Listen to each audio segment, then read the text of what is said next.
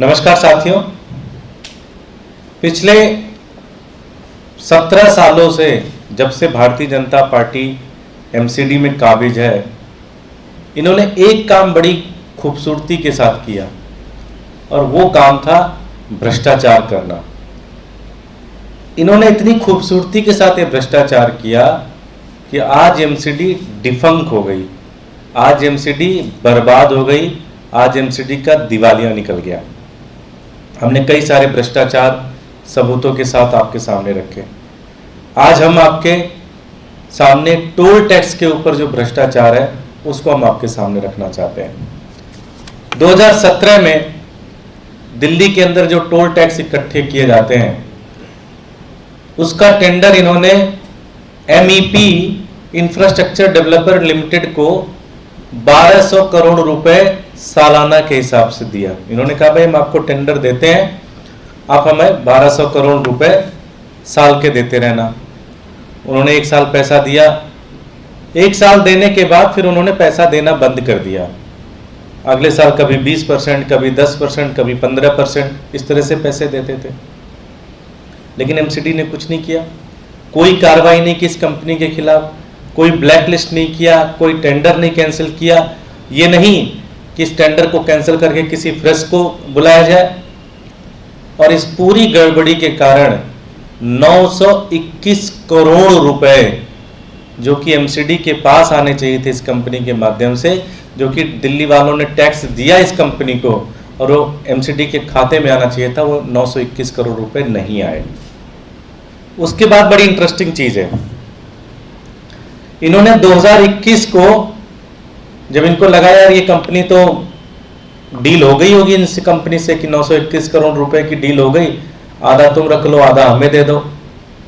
फिर 2021 में इन्होंने एक नया टेंडर जारी किया और ये टेंडर था शंकर ग्लोबल लिमिटेड को इन्होंने 3 साल के लिए टेंडर दिया। अच्छा, बड़ी इंटरेस्टिंग बात है, 2017 में जिसको टेंडर दिया उसको बोला कि तुम 1200 करोड़ रुपए पर वर्ष के हिसाब से दोगे, और इस बार जब टेंडर दिया तो बोला 786 करोड़ रुपए के हिसाब से दोगे। तो भाई महंगाई बढ़ रही है, चीजें बढ़ रही हैं, तो दाम भी बढ़ाना चाहिए। तो जिस कंपनी से आप कह रहे थे कि भाई दिल्ली वालों से जो टोल टैक्स हो रहा है इकट्ठा, वो 1200 करोड़ रुपए 2017 में आप मांग रहे थे, अब उसी टोल के लिए सेम दिल्ली की नागरिकता, जबकि पॉपुलेशन बढ़ रही है, गाड़ियां बढ़ रही हैं, लोग बढ़ रहे हैं, तो टोल तो ज्यादा इकट्ठा होना चाहिए। तो 1200 करोड़ के हो सकता है 1500 करोड़ जाता, आपने 1500 करोड़ के बजाय आपने कहा भाई 786 करोड़ ही देना हमारे को।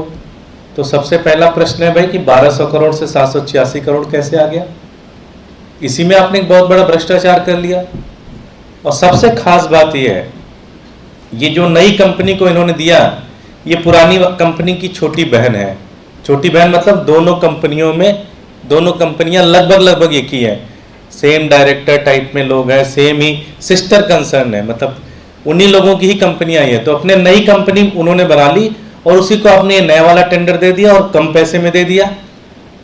और सबसे खास बात क्या है, इस कंपनी का 83 करोड़ रुपए माफ भी कर दिया। मतलब अब 786 में 83 करोड़ माफ कर दिया, बोला तुम 700 करोड़ ही देना, और ये वाली कंपनी 700 करोड़ भी नहीं दे रही है। अभी भी बता रहे शायद 200 या 300 करोड़ इन्होंने पैसे दिए टोल के। तो मतलब 2017 से देखा जाए 2022 तक हर महीने इनको 1200 करोड़ रुपए दिल्ली की जनता टोल टैक्स के रूप में देती है, जो कि एमसीडी के खाते में आना चाहिए। तो लगभग 5 साल में देखा जाए तो लगभग 6000 करोड़ रुपए दिल्ली की जनता टोल के रूप में इन कंपनियों को दे रही है, लेकिन इन कंपनियों से एमसीडी वसूल नहीं रही है। तो मतलब एमसीडी के पास नहीं पहुंच मतलब 6000 करोड़ रुपए का पूरा गफलत है, पूरा का पूरा भ्रष्टाचार है, पूरी की पूरी चोरी है। हम मांग करते हैं कि ये 6000 करोड़ रुपए का जो टोल टैक्स का घोटाला है इसकी जांच होनी चाहिए, और जो ये किस तरह से इन्होंने जो रेट कम किया इसकी जांच होनी चाहिए। दूसरी, ये दोनों कंपनियां सेम ही है तो इनको कैसे टेंडर दे दिया, इसकी जांच होनी चाहिए। अगर इसकी सही तरीके से जांच हो जाए तो भारतीय जनता पार्टी के बहुत बड़े बड़े नेता लोग जेल के अंदर होंगे। अगर इसकी सही से ईमानदारी तरीके से जांच हो जाए तो भारतीय जनता पार्टी और बहुत बड़े बड़े अधिकारी लोग इसके अंदर जेल में जाएंगे, जिन्होंने करोड़ों रुपए का भ्रष्टाचार किया, करोड़ों रुपए जो दिल्ली वाले टैक्स के रूप में देते हैं उसको चोरी